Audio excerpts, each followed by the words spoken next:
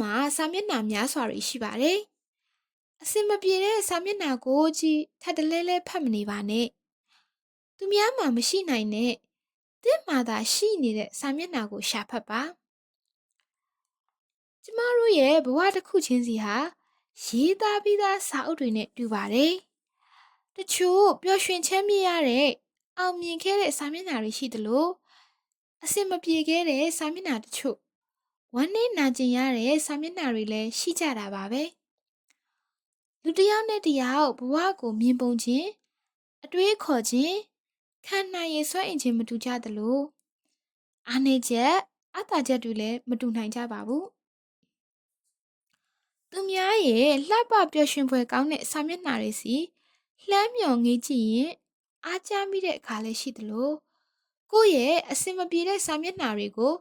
ထပ်တလဲလဲပြန်ဖတ်ရင်အားငယ်သိမ်ငယ်စိတ်တွေနဲ့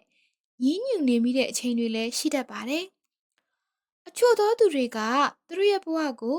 အယောင်အသွေးတောက်ပပြီးလှပတဲ့စာမျက်နှာတွေကိုပဲပြသတတ်ပါတယ်။အဲ့ဒီဘဝတွေကမှောင်မိုက်အကြီးတန်းတဲ့စာမျက်နှာတွေကိုတော့ဘယ်သူမှမသိအောင်လျှို့ဝှက်ဖျောက်ကွယ်ထားတတ်ကြပါတယ်။လူတိုင်းရဲ့ဘဝစာမျက်နှာတိုင်းဟာအလင်းနဲ့အမှောင်လှပခြင်းနဲ့အကြီးတန်းခြင်းဆိုပြီးမျှမျှတတရှိစမြဲပါကိုယ့်ရဲ့အာယုံစိုက်ခြင်းနဲ့သာဆိုင်ပါတယ်ကိုကလှပလင်းလက်တဲ့စာမျက်နှာတွေကိုပဲရွေးပြီးဖတ်မယ်ကိုရရှိပိုင်ဆိုင်ထားတဲ့ဘဝတွေကကောင်းမွန်လှပတဲ့အရေးသွေးတွေကိုအတိမတ်ပြုတံမိုးထားတတ်မယ်ဆိုရင်ကိုယ့်ရဲ့ဘဝဟာပျော်စရာကောင်းတဲ့ဘဝဖြစ်လာပါလိမ့်မယ်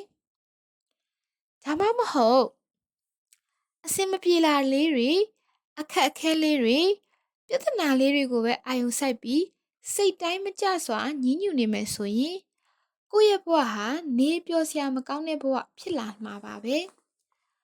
ဒါဆိုသင်ဟာအစင်မပြေတဲ့စာမျက်နှာကိုကြီးထပ်တလဲလဲဖတ်မိနေသူတယောက်ဖြစ်နိုင်ပါတယ်သူများစီမှာမရှိနိုင်တဲ့ကိုယ့်ရဲ့အရေးအသွေးကောင်းလေးတွေအားသာချက်ကလေးတွေကိုရွေးချယ်ပြီးဖတ်ကြည့်စေချင်ပါတယ်ဥပမာသင်ဟာအရန်ချုံမောတဲ့သူတစ်ယောက်မဖြစ်ပေမဲ့အချက်ပြုတ်ကောင်းတဲ့သူတစ်ယောက်ကိုယ့်အင်္ဂလိပ်ကိုတန်ရှင်းတရက်နေအောင်ထားတတ်တဲ့သူတစ်ယောက်ဖြစ်နိုင်ပါတယ်မင်းသမီးတွေအဆိုတော်တွေလိုအောင်မြင်ကြော်ကြားတဲ့ဘဝစာမျက်နှာမျိုးမပိုင်ဆိုင်ထားပေမဲ့ကို့မှာအေးချမ်းသာရတဲ့အိမ်အောင်ရေးကိုပိုင်ဆိုင်ခွင့်ရထားမယ်ချစ်မြတ်နိုးစရာသားသမီးကလေးတွေရှိမယ်စသဖြင့်သူများမှာမရှိနိုင်တဲ့ကိုပိုင်ဆိုင်ခွင့်ရထားတဲ့ကောင်းကင်ကလေးတွေကိုရှာဖွေခန်းစားတတ်မယ်ဆိုရင်တင်တကယ်ပျော်ရွှင်ရမှာဖြစ်ပါတယ်။မပျော်ရွှင်နိုင်ရခြင်းရဲ့အဓိကအကြောင်းအရာတွေဟာသူများမှာရှိပြီးကိုယ်မှာမရှိတဲ့အရာတွေအတွက်မချစ်မရဲစိတ်မချမ်းသာနိုင်ခြင်းကြောင့်ဖြစ်ပါတယ်။ဒီနေ့ကစပြီးကိုယ့်ရဲ့အတွေးတွေကိုပြောင်းလဲကြည့်ပါ။သူများမှာမရှိနိုင်တဲ့ကိုယ်မှာရှိတဲ့အရေးချင်းလေးတွေကိုရှာဖွေဖော်ထုတ်ကြည့်ပါအဲ့ဒီစာမျက်နှာတွေကိုရှာဖွေကြည့်တဲ့အခါပျော်ရွှင်ခြင်းကကိုယ့်ရဲ့ရင်ထဲဝင်ရောက်လာတာကိုခံစားမိလာပါလိမ့်မယ်ရှင်သူများနဲ့မပြိုင်ပါနဲ့ကိုယ်သာပြိုင်ပါမနေ့ကထက်ပိုပျော်နေတဲ့သူဖြစ်ပါအောင်ပြိုင်ပါပြိုင်ခြင်းလို့ဆိုလိုက်တာနဲ့အနိုင်အရှုံးဆိုတာပါလာရစမြဲပါတစုံတစ်ယောက်နဲ့ပြိုင်မိပြီဆိုရင်ကိုကသာအနိုင်ရဖို့သူများကိုမရှုံးနိုင်ဖို့ဆိုတဲ့စိတ်ဖိစီးမှုတွေတောကတွေကပါလာရစမြဲပါတကယ်တော့ပြိုင်ဆိုင်ခြင်းဆိုတာဘယ်ဘက်ကမှစိတ်ငြိမ်းချမ်းပျော်ရွှင်မှုမပေးနိုင်တဲ့အာကုသိုလ်စိတ်တသက်တာဖြစ်ပါတယ်သူများကကိုယ့်ထက်သာသွားလို့မုဒိတာမပွားနိုင်တဲ့စိတ်ဟာမနာလိုတဲ့စိတ်အိတ်တာအာကုသိုလ်စိတ်ပါပဲသူများကိုယ့်ထက်သာတဲ့အခါကျတော့လေငါမှငါကိုကသူများထက်သာတဲ့အခါကျတော့လေငါမှငါဆိုတဲ့မာနစိတ်ကဖြစ်တာပါပဲဒါဟာလေအကုသိုလ်စိတ်ပါကိုရရှိပိုင်ဆိုင်ထားသမျှသူများရရှိသွားမှာမလိုလားတဲ့ရစီရစိတ်ဟာလေအကုသိုလ်စိတ်ပါပဲတကယ်တော့သူ့ဘဝနဲ့သူကိုယ့်ဘဝနဲ့ကိုဘာမှလည်းမပတ်သက်မဆက်ဆိုင်ပါပဲသူများနဲ့ကိုယ့်ကိုပြိုင်ဆိုင်မိတဲ့စိတ်ဟာမရင်ကျက်တဲ့စိတ်မပျော်ရွှင်နိုင်တဲ့စိတ်ပါပဲ သူ့ဘဝသူ့အကျိုးပေးနဲ့သူလာတာမို့ရှေးဘဝတွေကသူပြုခဲ့မှုတဲ့ကုသိုလ်ကောင်းမှုတွေရဲ့အကျိုးပေးကြောင့်ဒီဘဝမှာရုပ်ရည်ချောမောလှပမယ်ဉာဏ်ပညာကြီးမယ်ချမ်းသာကြွယ်ဝပြည့်စုံမယ်နာမည်ဂုဏ်သတင်းမွှေးပြတ်ထင်ရှားမယ်ဒါတွေဟာကိုယ်နဲ့ဘလို့မှမဆိုင်ပါဘူးသူစိုက်ခဲ့သမျှသူပြန်ရတာပါပဲဒါလေးကိုသိထားလိုက်ရင်သူတစ်ပါးရဲ့ချောမောလှပပြည့်စုံအောင်မြင်မှုပေါ်ရှင်ပြိုင်လိုတဲ့စိတ်မုဒိတာမပွားနိုင်တဲ့အကုသိုလ်စိတ်တွေမဖြစ်တော့ပဲကိုနဲ့မဆိုင်သလိုနေတတ်လာပါလိမ့်မယ်တကယ်ပြိုင်ချင်နေဆိုရင်ကိုပြိုင်နိုင်ပါတယ်ကိုဘလောက်ထိစိတ်ချမ်းသာအောင်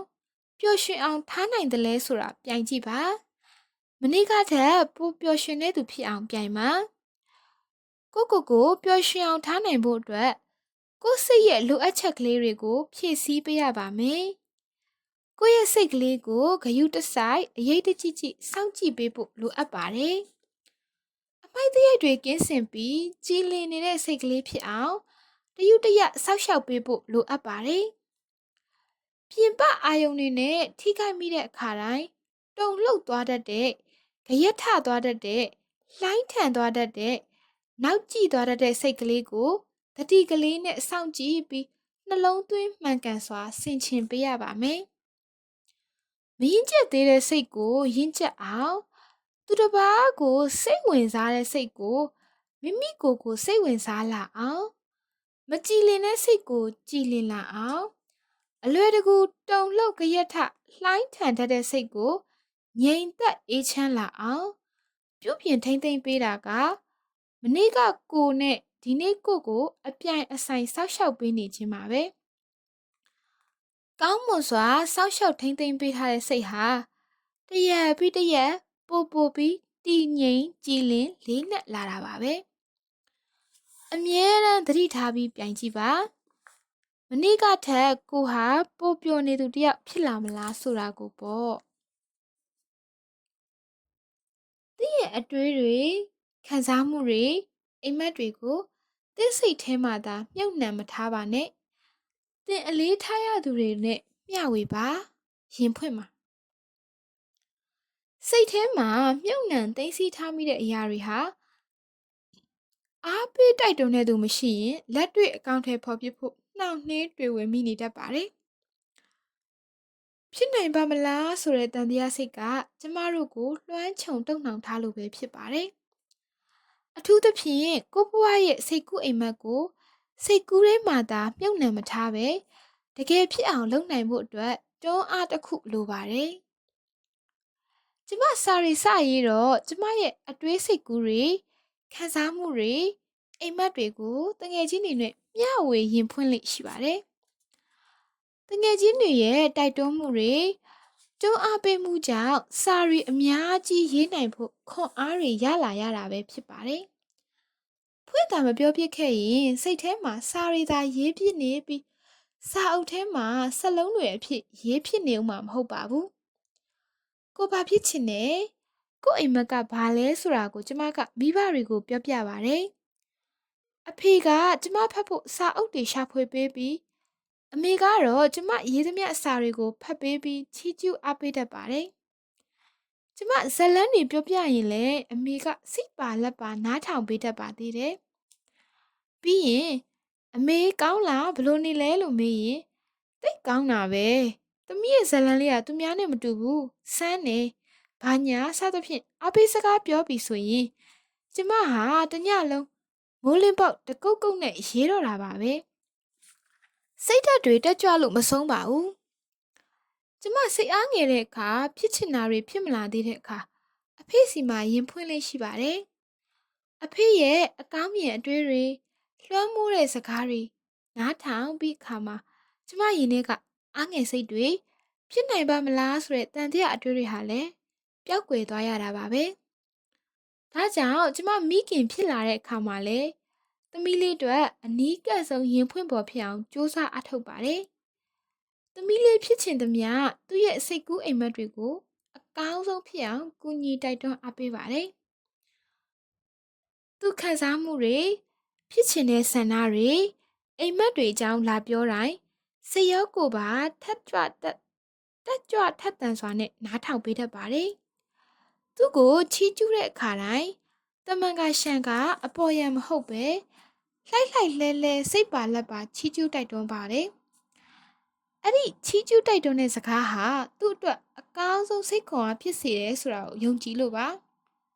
။ရင်ဖွင့်မျှဝေလိုက်တယ်ဆိုတာကိုယ့်ရင်ထဲမှာတဲပိုးထားတဲ့မရေရာမှုတွေကိုတန်တရားတွေမယုံမရဲခံစားမှုတွေကိုယုံကြည်မှုမရှိသေးတဲ့စိတ်တွေကိုကိုရင်ဖွင့်မျှဝေလိုက်တဲ့သူစီကတိုက်တွန်းအားပေးမှုတွေကိုညီဖေးမမှုတွေကြောင့်ယုံကြည်ရဲဝံ့တတ္တိတွေရှိလာစေပါတယ်။စိတ်ကူးအိမ်မက်တွေဆိုတာသိမ်းဆည်းထားဖို့ထက်ဖွင့်ဟအကောင့်ထဲပေါ်ဖို့လို့ကျမယုံပါတယ်။ရရှိလာတဲ့ရလဒ်ကတော့သင်မျှော်မှန်းမထားလောက်အောင်မြင်ပျော်ရွှင်မှုတွေသာဖြစ်ပါတယ်ရှင်။သင်မှာရှိတဲ့အရာကိုတန်ဖိုးထားပါ။ကျမတို့ရဲ့တနေ့တာမှာကျမတို့ပိုင်ဆိုင်ထားတဲ့အရာကလေးတွေကြောင့်ပျော်ရွှင်စွာကျေးဇူးတင်စွာတန်ဖိုးထားတတ်စွာတွေးဖူးမိပါသလား။မနက်မိုးလင်းလို့မျက်လုံးကလေးဖွင့်တဲ့အချိန်ဗရင်းပေါက်ကနေတိုးဝင်လင်းဖြာနေတဲ့နေရောင်ခြည်လေးကိုမြင်ရတဲ့အခါအေးဆက်ထုံမိုင်းနေတဲ့နေ့တစ်နေ့မဟုတ်ပါလားဆိုတဲ့အသည့်နဲ့ကျမရင်နဲ့နှွေးမြပျော်ရွှင်သွားရတတ်ပါတယ်။ခြံထဲကငှက်ကလေးတွေရဲ့စကားသံလေးတွေကြားရတဲ့အခါကြည်နူးပျော်ရွှင်ရပြန်တာပါပဲ။ကိုစိုက်ပျိုးထားတဲ့နှင်းစီပန်းကလေးတစ်ပွင့်လှပပွင့်နေပြန်ရင်လေပျော်ရွှင်စရာကောင်းနေပါပြန်ရော။သမီးလေးလက်ဆောင်ပေးထားတဲ့တစ်ခွအဖြူလေးတွေဟာမယုံနိုင်စရာကောင်းလောက်အောင်အပွင့်နေအများကြီးပဲပွင့်နေတာကိုတစိမ့်စိမ့်ကြည့်ပြီးကျဉ်နဲ့ပျော်ရွှင်ပီတိဖြစ်ရပါတယ်။တိချာတွေးကြည့်လိုက်ရင်ကျမတို့ဘဝမှာရရှိပိုင်ဆိုင်ထားတဲ့အရာတွေအများကြီးပဲမဟုတ်ပါလား။မနက်စောမှာမဟာသမယတုတ်တော်ကိုကြည်လင်ရွတ်ဖတ်နေတဲ့ဆရာတို့ရဲ့အတန်ကိုကြားခွင့်ရနေတာကလည်းပီတိဒုက္ခဖြစ်စေပါတယ်။မြတ်စွာဘုရားရှင်ကိုစွန့်တော်ကပ်ရတာပန်းရေချမ်းစင်မီးတွေလှူဒန်းရတာဘုရားရှိခိုးတရားထိုင်ခွင့်ရတဲ့အချိန်ကလေးတွေမှာတော့ကျမကကိုကံကောင်းလိုက်တာလို့နေတိုင်းပဲတွေးမိပြန်ပါတယ်သူများတွေအလုပ်တွေကြောင်းနေသွားနေတဲ့အချိန်မှာကျမကငြိမ်ချမ်းတရားထိုင်ခွင့်ရတာဘလောက်များကံကောင်းလိုက်ပါသလဲတအိမ်လုံးလဲတိတ်ဆိတ်လို့ပါလေအမေနဲ့ဗီဒီယိုကောလဲခေါ်ချိန်မှာလဲအမေနဲ့ရေစရာလေးတွေပြောရင်အဲ့ချိန်လေးတွေကိုတန်မိုးထားမိပြန်ပါတယ်မိဘတွေတက်ရှိထင်ရှားရှိနေတာလောက်ကံကောင်းတာရှိပါဦးမလားအဖေမရှိတော့အဖေရဲ့တန်မိုးတွေကိုမကြာခဏပြန်တွင်းမိတိုင်းလွမ်းရပြန်ပါတယ်မရှိတော့တဲ့အချိန်ကျမှရှိခဲ့စဉ်ကတန်မိုးထားခဲ့ရတာတွေကိုတရေးပြန်မြင်အောင်မိပါတယ်ဒါကြောင့်အမေနဲ့စကားပြောချိန်ကလေးတွေအမေရဲ့ရေမောတန်ကလေးတွေအမေပြောတဲ့စကားလုံးတွေအားလုံးကိုကျမမျက်နှိုးစွာတန်ဖိုးထားမိပါတယ်လေ့ကျင့်ခန်းလုပ်တော့လေနာကျင်ကြိုက်ခဲမှုတွေယောဂဝေဒနာတွေမရှိသေးတဲ့ကိုယ်ခန္ဓာကိုကျေးဇူးတင်စွာတန်ဖိုးထားရပြန်ပါတယ်ဘဝရဲ့ပျော်ရွှင်ချမ်းမြေ့စရာအချိန်ကာလတွေကိုတွေးပြီးမမိနိုင်သေးတဲ့မှတ်ဉာဏ်တွေကောင်းမွန်နေသေးတာတွေကိုလည်းကျေးဇူးတင်တန်ဖိုးထားရပါတယ်ညနေခင်းဆိုကိုချစ်တဲ့သူတွေနဲ့ဆုံလင်းညီရှိနေတဲ့အချိန်ကလေးကိုပျော်ရွှင်စွာတန်ဖိုးထားရပြန်ပါတယ်ခေပွန်းတဲ့ရဲ့တချင်းအော်ဆိုတန်စကားတန်ဂီတာတီးတန်သမီးလေးရဲ့ချစ်ဆက်ဖွယ်စကားတန်ရေမောတန်ဒါတွေအားလုံးဟာကျမဘဝရဲ့တန်ဖိုးထားအရာဆုံးအရာတွေပါပဲတခါတရံရေမျောနောက်ပြောင်နေတဲ့စူညံနေတဲ့အချိန်ကလေးတွေဆိုကျမပျော်ရွှင်မိနေတာပါပဲကို့မှာမရှိတဲ့မရနိုင်တဲ့အရာတွေမပိုင်ဆိုင်တဲ့အရာတွေအဲ့ဒါတွေစီလှမ်းမြောင်ငေးပြီးစိတ်မချမ်းမသာဖြစ်နေရခြင်းဟာအတိတ်ပဲမရှိပါဘူးကို့မှာရှိတဲ့အရာကလေးတွေဟာဘလောက်ပဲရိုးရှင်းပါစေ တန်မိုးထားတတ်လေလေပျော်ရွှင်ရလေလေပဲဖြစ်ပါတယ်ပျော်ရွှင်မှုဆိုတာတကယ်ပဲရိုးရှင်းပါတယ်နေ့စဉ်နေ့တိုင်းအသေးအမွှားကလေးတွေကစားပြီးတန်မိုးထားကြည့်ပါပျော်ရွှင်ရပါလိမ့်မယ်ရှင်သင်ကိုယ်သင်စုချပါစုဆိုတာတော်တဲ့သူထိုက်တန်တဲ့သူစူးစမ်းတဲ့သူတွေအတွက်အတိမတ်ပြုချီးမြှင့်ပေးလေးရှိတဲ့မမောဖွယ်ရာကောင်းတဲ့အရာတစ်ခုဖြစ်ပါတယ်လူတိုင်းစုကိုလိုချင်ကြသလိုစုရတဲ့အခါမှာလည်းပျော်ရွှင်ဂုဏ်ယူတတ်ကြပါတယ်ကျမငယ်ငယ်တုန်းကနှစ်တိုင်းစုတွေယူရပါတယ်စုရခြင်းရဲ့နောက်ွယ်မှာကိုယုံကြည်လေးစားခြင်းဂုဏ်ယူခြင်းဆိုတာတွေတွဲကပ်ပါလာတတ်ပြီးနောက်နှစ်တွေမှာလည်းစုရအောင်စူးစမ်းခြင်းစိတ်တွေပိုပြီးတက်ကြွထက်သန်စေပါတယ်ပျော်လဲပျော်ရွှင်စေပါတယ်ကျမတို့ဘဝမှာကိုယ့်ရဲ့စူးစမ်းအားထုတ်မှုတစ်ခုခုအတွက်ကိုမျှော်မှန်းထားတဲ့ပန်းတိုင်လေးတစ်ခုစီရောက်အောင်သွားနိုင်တဲ့အတွက်ကိုယ့်ရဲ့စွန့်စားမှုကလေးတွေအတွက်ကိုယ့်ရဲ့စွန့်စားမှုကလေးတစ်ခုအတွက်ကိုယ့်ရဲ့အလုပ်ကလေးပြီးမြောက်အောင်မြင်သွားတဲ့အတွက်စသဖြင့်ကိုချီးကျူးဂုဏ်ပြုဖို့ဆုချပေးဖို့လိုအပ်ပါတယ်ဒါဟာကိုချီးမြှောက်အသိပေးတာလည်းဖြစ်ပါတယ်ဥပမာစာအုပ်တစ်အုပ်ဖတ်ပြီးသွားတဲ့အတွက်ဖြစ်စေကိုလုံးမယ်လို့ရည်မှန်းထားတဲ့အိမ်တန်ရှင်းရေးကလေးပြီးမြောက်အောင်လုပ်နိုင်ခဲ့တဲ့အတွက်ဖြစ်စေအဓိဋ္ဌာန်တစ်ခုခုအထားမြောက်အောင်မြင်သွားတဲ့အခါဖြစ်စေကိုတက်ချင်တဲ့သင်တန်းတစ်ခုခုတက်ခွင့်ရပြီး certificate ကလေးတစ်ခုရတဲ့အခါဖြစ်စေအစရှိတဲ့အောင်မြင်မှုကလေးတွေအတွက်ကိုထိုက်တန်စွာဆုချပေးဖို့လိုအပ်ပါတယ်အောင်မြင်မှုတွေဟာကြီးမားဖို့မလိုအပ်သလိုစုဟာလည်းကြီးကြီးမားမားထူးထူးခြားခြားကြီးဖြစ်เสียမလိုပါဘူးကိုစားချင်တဲ့မုတ်ကလေးဖြစ်ချင်ဖြစ်မယ်ကိုလိုချင်နေတဲ့ skin care လေးတစ်ခုဖြစ်ချင်ဖြစ်မယ်အင်ကြီးတစ်ထည်ဖြစ်ချင်ဖြစ်မယ်ဆွဲကြိုးလေးတစ်ကုံဖြစ်ချင်ဖြစ်မယ်ကိုတကယ်နှစ်သက်မျက်နှိုးကြတဲ့အရာလေးတစ်ခုတော့ဖြစ်ရပါမယ်ကိုရဲ့အောင်မြင်မှုကလေးတစ်ခုအတွက်ကိုလေးလေးဆဆအတိမှတ်ပြုပြီးစုချလိုက်တဲ့လက်ဆောင်ပစ္စည်းကလေးဟာနှစ်ပေါင်းဘလောက်ပဲကြာလာပါစေအမှတ်တရဖြစ်နေတော့မှာပါလွန်ခဲ့တဲ့10နှစ်ကကိုစုချခဲ့တဲ့အင်ကြီးကလေးကိုအခုပြန်ဝဲချိန်မှာအဲ့တုန်းကကိုဘာလုပ်ခဲ့တာဘာအောင်မြင်ခဲ့လို့ကိုစုချခဲ့တာလေးဆိုပြီးမှတ်ထင်ရှိနေသလိုအဲ့ဒီအချိန်ကအောင်မြင်မှုကိုလည်းအခုပြန်သတိရတဲ့အချိန်မှာအသစ်တစ်ဖန်ပြန်ခန်းစားရမှာဖြစ်ပါတယ်ဒီတိုင်းအမှတ်တမဲ့ဝယ်လိုက်တဲ့ပစ္စည်းတွေထွက်ကိုလိုချင်တဲ့အရာလေးတစ်ခုကိုစိတ်ထဲမှာမှတ်ထားပြီးငါတော့ဒီပစ္စည်းလေးနဲ့ကိုစုချအောင်မှာပါပဲစုချဖို့အတွက်အလုပ်ကလေးတစ်ခုပြီးအောင်တော့လုပ်ရမယ်ဂုံတော်9ပါးကိုတလားတိတိဒိဋ္ဌံဝင်ပြီးရွတ်လိုက်မယ်တလားပြည့်တဲ့အခါဒီစုကလေးကိုစုချမယ်လို့စိတ်ကူးလေးချပြီးစုအဖြစ်လက်ခံလိုက်တဲ့ပစ္စည်းလေးကပိုပြီးပျော်ရွှင်စေသလိုပိုပြီးအမှတ်တရလည်းဖြစ်စေပါတယ်ကိုဟာဒီစုကလေးရဖို့အလုပ်တစ်ခုကိုထိုက်တန်စွာလုပ်ဖြစ်သွားပါလိမ့်မယ်ဒီလိုကိုစုချပေးခြင်းကမိမိကိုချစ်မြတ်နိုးခြင်းလေးစားခြင်းတန်မိုးထားခြင်းဆိုတဲ့အရေးသွေးတွေလည်းမြင့်မားလာစေပါတယ်ဒါကြောင့်ဘဝမှာအမှတ်တရကလေးတွေနဲ့ပျော်ရွှင်ခြင်းနဲ့ဆိုရင်သင်ကိုယ်သင်စုချပေးပါစုနဲ့ထိုက်တန်တဲ့အလုပ်တစ်ခုလည်းအလိုလျောက်လုပ်ဖြစ်သွားပါလိမ့်မယ်ဒါဟာဘဝရဲ့ပျော်ရွှင်ခြင်းလေးတစ်ခုပါပဲတနေ့ကိုအလုပ်တစ်ခုတော့ပြီးအောင်လုပ်ပါတေးသေးလေးပဲဖြစ်ပါစေပြီးမြောက်အောင်မြင်မှုအတွက်ကိုဖတ်တာကျေနပ်ပျော်ရွှင်ပါတကယ်တော့စိတ်ဖိစီးမှုဆိုတာ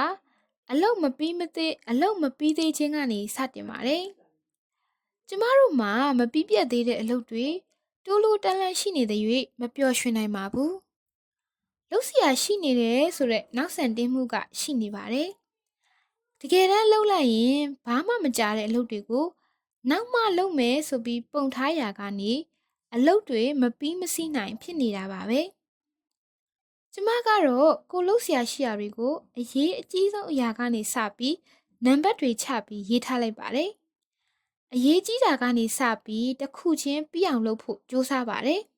။အလုပ်တစ်ခုပြီးတဲ့အခါတိုင်းပြီးမြောက်သွားတဲ့အကြောင်းအမှန်ချစ်ကလေးချစ်လိုက်တဲ့အချိန်ဟာစိတ်လက်ပေါ့ပါပျော်ရွှင်ရတဲ့အချိန်ပါပဲ။အလုပ်တွေတစ်ခုပြီးတစ်ခုပြီးမြောက်အောင်မြင်တဲ့အတွက်ကိုယ့်ဘာသာကျေနပ်ပျော်ရွှင်ရပါတယ်။ကျမအတွက်တနေ့တာမှာလည်းပထမဆုံးပြီးမြောက်အောင်မြင်အောင်လုပ်ရမယ့်အရေးကြီးဆုံးအလုပ်ကဖျားစွန်းတော်ကပ်ဖို့ဖျားရှိခိုးတရားထိုင်မှုပါပဲအခြားဘာတွေပဲလုပ်เสียရှိအရေးကြီးဆုံးအလုပ်ကိုပဲပထမဦးစားပေးစလုပ်ပါတယ်မနက်ခင်းတစ်ချိန်တရားထိုင်လို့ပြီးပြီဆိုရင်ဒီနေ့အဖို့အသက်ရှင်ရကြိုးတဝက်တော့နှက်သွားပြီလို့ခံယူလိုက်ပါတယ်နေ့လည်စာစားပြီးဒုတိယအကြိမ်တရားထိုင်ချိန်မှာတော့နေ့တဝက်လဲကျိုးနေပြီဖြစ်တယ်လို့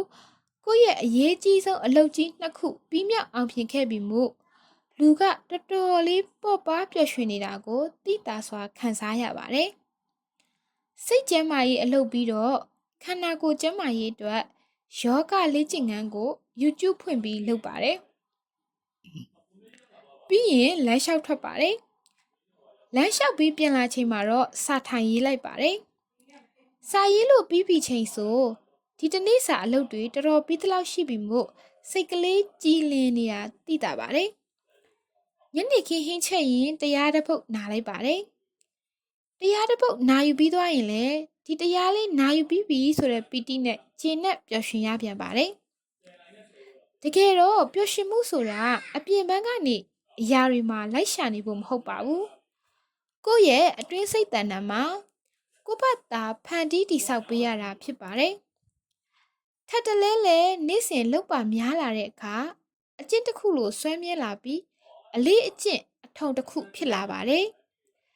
စိတ်ရဲ့ပျော်ရွှင်ခြင်းဆိုတာကိုလည်းအလေးကျင့်တစ်ခုလိုဆွဲမြဲလာအောင်နေ့စဉ်ပုံမှန်လေ့ကျင့်ပေးရမှာဖြစ်ပါတယ်ကြာရင်ပျော်ရွှင်ခြင်းဟာအလေးကျင့်တစ်ခုဖြစ်လာပါတယ်ဘဝမှာဘယ်အရာကတန်မိုးထားရမယ့်အရာလဲအရေးတကြီးဦးစားပေးလို့ရမယ့်အလုပ်ကဘာလဲဆိုတာသိဖို့လိုအပ်ပါတယ်သိပြီးတဲ့အခါတနေ့အဲ့ဒီအလုပ်ကလေးတွေကိုပြီးမြတ်အောင်ဆောင်ရွက်ပြီးမြတ်အောင်မြင်မှုအတွက်ပျော်ရွှင်ခြင်းနဲ့ဖို့အရေးကြီးပါတယ်ကြီးကြီးမားမားအလုပ်ကြီးတွေလုပ်ဖို့မလိုပါဘူးတေးသေးမွှားမွှားအလုပ်ကလေးတွေပဲဖြစ်ပါစေပြီးမြတ်အောင်လုပ်ကြည့်ပါအလုပ်ပြီးမြောက်ခြင်းရဲ့ပျော်ရွှင်ခြင်းနဲ့မှုကိုခံစားကြည့်ပါဒါဆိုရင်ပျော်ရွှင်ခြင်းကိုအလေးချင်းတစ်ခုလိုမွေးမြူနေမိခြင်းပဲဖြစ်ပါတယ်နေ့ရက်တိုင်းပျော်ရွှင်တတ်အောင်လေ့ကျင့်ပေးပါရှင်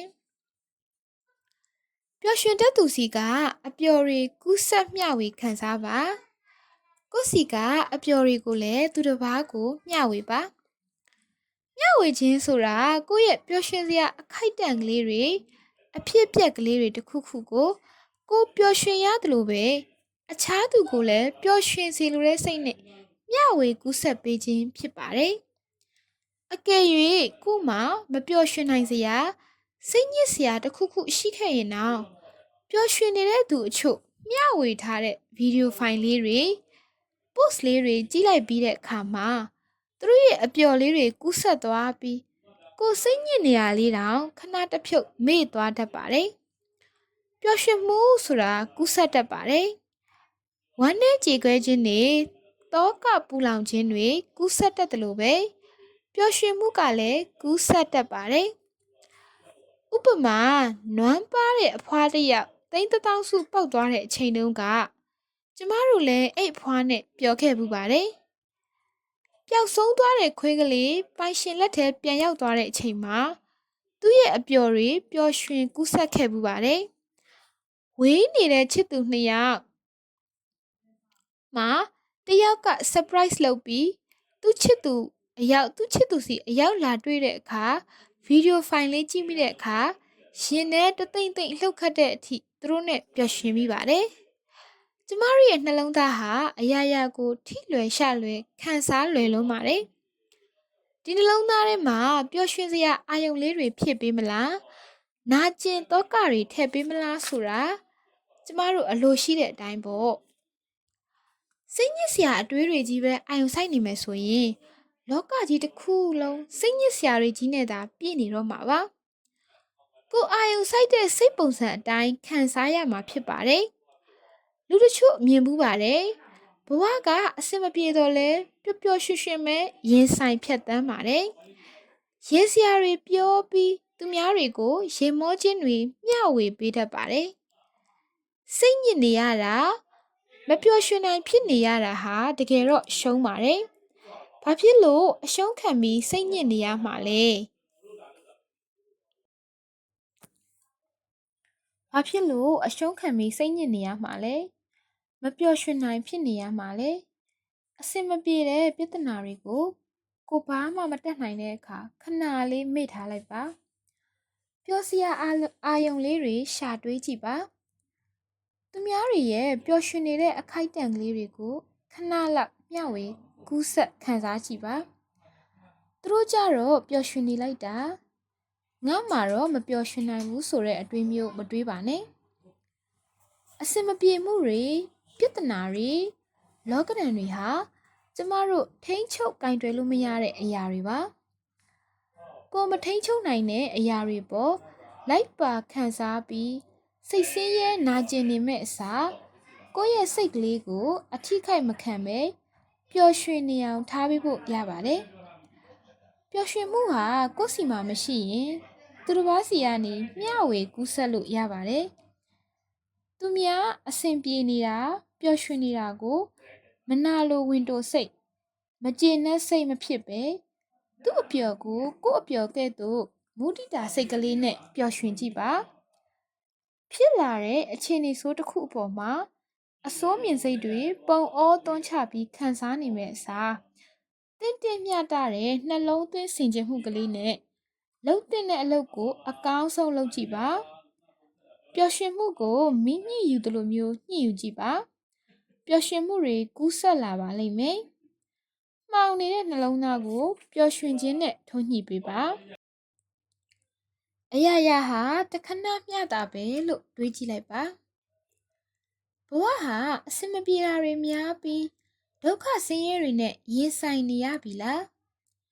အရာရာဟာတခဏမျှတာပဲလို့တွေးကြည့်လိုက်ပါ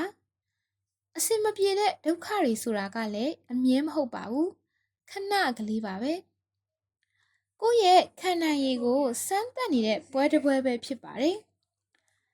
အချိန်ကလေးတစ်ခုကိုကြင့်ကြက်ခံပြီးရင်ဆိုင်ဖြတ်တန်းလိုက်ရင်တစ်ချိန်မှာဒီဒုက္ခဟာ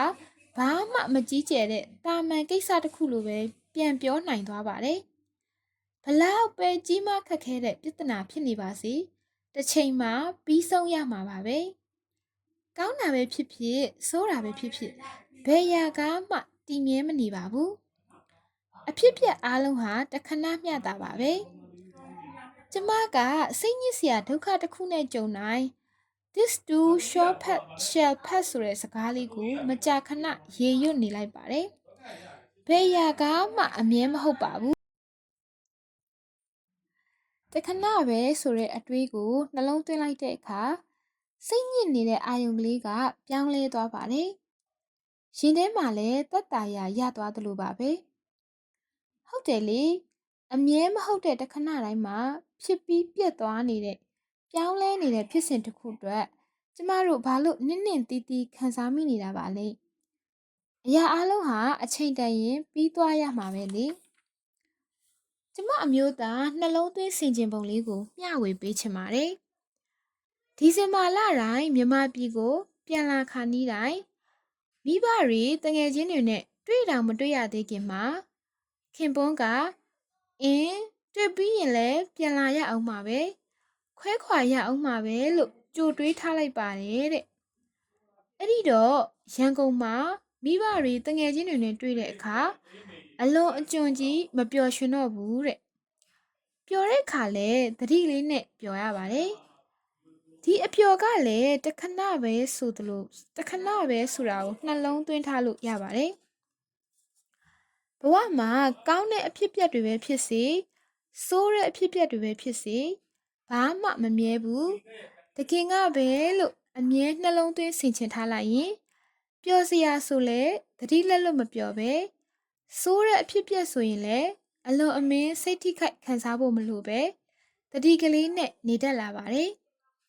မျောလင့်ချက်တွေပြိုင်ဆိုင်မှုတွေရယူလိုမှုတွေအသာစီးရချင်မှုတွေဟာလည်းတကယ်တော့တခဏလေးအတွက်ကျမတို့ရဲ့စိတ်ကိုပင်ပန်းနာကျင်အောင်လောဘစိတ်တွေမာနတွေနဲ့တုံ့နှောင်ရစ်ပတ်နေမိခြင်းပါပဲကိုပြန်ပြီးနှိပ်စက်နေမိတာပါပဲကိုသိလိုချင်ခဲ့တဲ့အရာတွေသိဖြစ်ချင်ခဲ့တဲ့ဘဝတွေအတွက်စူးစမ်းအားထုတ်ခဲ့မှုပါတယ်နေမအိမ်ညမအိမ်ပင်မဆင်းရဲခံခဲ့မှုပါတယ်လိုချင်တဲ့အရာတွေကိုပိုင်ဆိုင်ခွင့်ရတဲ့အချိန်မှလည်းဒီအရာတွေတည်မြဲဖို့မဆုံးရှုံးဖို့စိတ်ပူပန်သောကတွေရောက်ခဲ့မှုပါတယ်အောင်မြင်မှုအတွက်ရရှိလိုက်တဲ့ပျော်ရွှင်စိတ်ချမ်းသာမှုဆိုတာအမြဲတမ်းမဟုတ်ပဲတခဏမျှတာဖြစ်ပါတယ်ဘဝမှာအဆင်မပြေမှုတွေအမှောင်မိုက်ဆုံးအချိန်တွေကိုလည်းရင်ဆိုင်ဖြတ်သန်းခဲ့ရမှုပါတယ်အဲ့ဒီနာကျင်တောကမှုတွေဟာလည်းအမြဲတမ်းမဟုတ်ပဲတခဏမျှတာပဲဖြစ်ပါတယ်ဒီအသည့်လေးကိုနှလုံးသွင်းဆင်ခြင်လိုက်တိုင်းလေးလံသမျှအရာတွေလွတ်ချလာတတ်ပါတယ်ဒါဟာပျော်ရွှင်ခြင်းရဲ့တော့ချက်တစ်ခုပါပဲရှင်ကိုယ့်ရဲ့စိတ်ကူးလေးတွေအတွေးခေါ်အယူဆလေးတွေကိုချရေးထားပါတခါတရံမှာဘဝဆိုတာစိတ်ကူးရင်စရာတိတ်ကောင်းပါတယ်တိတ်တိတ်ဆိတ်ဆိတ်ရှိချိန်ကလေးတွေမှာကျမကစိတ်ကူးလေးတွေရင်တတ်ပါတယ်ပျော်ရွှင်စရာကောင်းခဲ့တဲ့ငငယ်တုန်းကအချိန်ကလေးတွေပူပန်ကြောင်းကြသောကတွေတိတ်မရှိခဲ့တုန်းကအချိန်ကလေးတွေကိုပြန်တွေးမိတဲ့အခါကျမပျော်ရွှင်စွာပြုံးရည်မိပါတယ်ဒီအမှတ်တရလေးတွေဟာရုပ်ရှင်တကားလိုပါပဲကျမရဲ့စိတ်အာရုံပိတ်ကားပေါ်မှာတရေရေပြန်ပေါ်လာသည်မြပျော်ရွှင်မှုကလေးတွေကိုလည်းကျမစီပြန်ရောက်လာပါတော့တယ်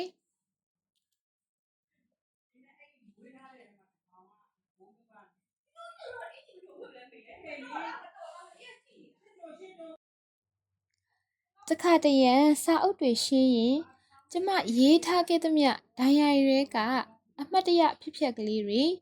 ကျမရဲ့စိတ်ကူးလေးတွေ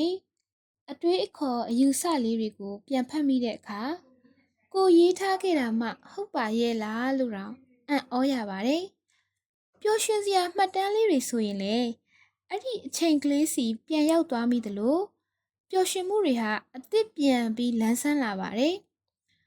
ငငယ်တုန်းကမိဘတွေကိုလှုပ်ကြွေးချင်ခဲ့တာတွေဆရာဝန်ဖြစ်ချင်ခဲ့တဲ့စိတ်ကူးတွေစာရေးဆရာဖြစ်ဖို့ကြိုးစားအားထုတ်ခဲ့သမျှတွေသမီးလေးမွေးပြီးတဲ့အချိန်မှာသမီးလေးအကြောင်းရေးထားခဲ့သမျှမှတ်တမ်းတွေစသဖြင့်ကိုရေးထားခဲ့သမျှကလေးတွေကိုပြန်ဖတ်မိတိုင်းကြည်နူးပျော်ရွှင်မှုတွေပြန်လည်ကူးဆက်လာတတ်ပါတယ်သမီးလေးကနေ့တိုင်းသူ့ကိုတရားထိုင်ခိုင်းတဲ့အခါသူငငင်ကလေးထိုင်ပြီးအသက်ကလေးရှူသွင်းရှူထုတ်လုပ်နေတာကိုအချိန်လေးမှတ်ထားပေးပြီးဇယားလေးနဲ့မှတ်ထားပေးခဲ့တာကိုသမီးလေးကြီးလာတဲ့အချိန်မှာအဲ့ဒီဇယားမှတ်တမ်းလေးပြန်ပြတော့သမီးလေးကတအံ့တအောနဲ့ပျော်ရွှင်သွားပါတယ်1မိနစ်2မိနစ်ကနေ9မိနစ်အထိသူမှတ်နိုင်ခဲ့တာကိုမယုံနိုင်ဘူးလို့ဆိုပါတယ်အဲ့ဒီမှတ်တမ်းလေးတွေဟာတစ်ချိန်မှာတိတ်ကိုအဖို့တန်ပါတယ်တကယ်တော့ကျမတို့ပျော်ရွှင်ခဲ့တဲ့အဖြစ်အပျက်လေးတွေပျော်ရွှင်စရာစိတ်ကူးအတွေးလေးတွေ